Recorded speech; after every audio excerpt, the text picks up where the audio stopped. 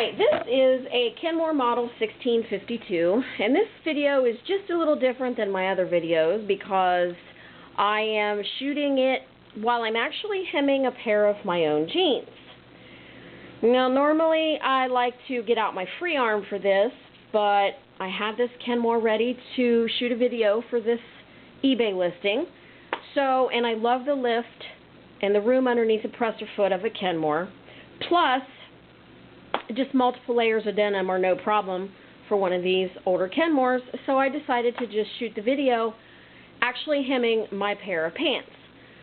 Now, just to make sure I don't bend or break the needle, I am actually running the needle by hand over the seams because hemming, like, you know, I'm doing like however many layers it is there. So I just want to make sure I don't bend my needle or break it over the seams. So I'm going to run it over the seam by hand. But it's a very smooth machine. It's quiet. It's all metal. It's 1.3 amp, and it's a basic straight stitch machine until you add the cams. And it takes the Kenmore top hat style cams. It's a little blurry there. Sorry. That is the zigzag cam. It is included. The zigzag cam is necessary if you want to do a zigzag stitch in this machine. Also included back here are more cams, including stretch. There's a couple feet and some double needles, brand new.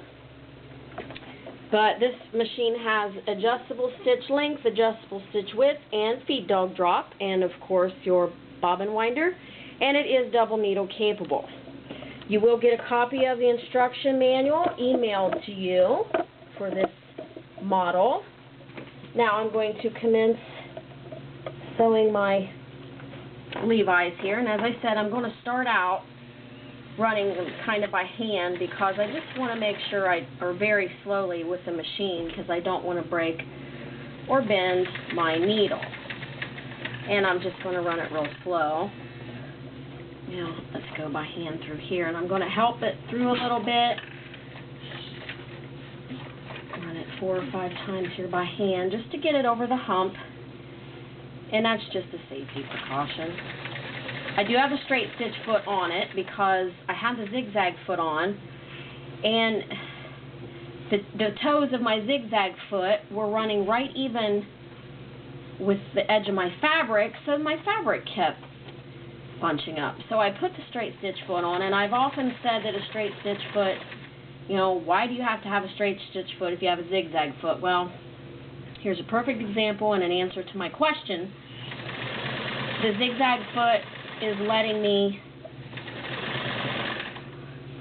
sew this straight stitch on this jeans hem without worrying about the toes of the zigzag foot catching on the edge of my fabric and pulling it up. So it makes a difference, and now I can see why you would want a straight stitch foot. Answer my own question. As you can hear, this machine's very quiet. Cosmetically, it has a few paint dings here and there. There's a sizable one on the front edge of the deck. Of course, paint dings do not make a machine's performance at all. And I know this would be easier on a free arm, but as I said, I just love these vintage Kenmore machines for heavier duty projects.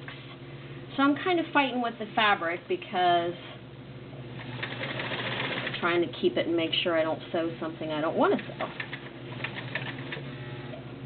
Now I'm at the hump again on the seam, so I'm just going to help it through by hand just to make sure I don't snap my needle. Because it's up in the air when it's on this high of a seam. Your foot's up in the air. See, there we go, right over the hump.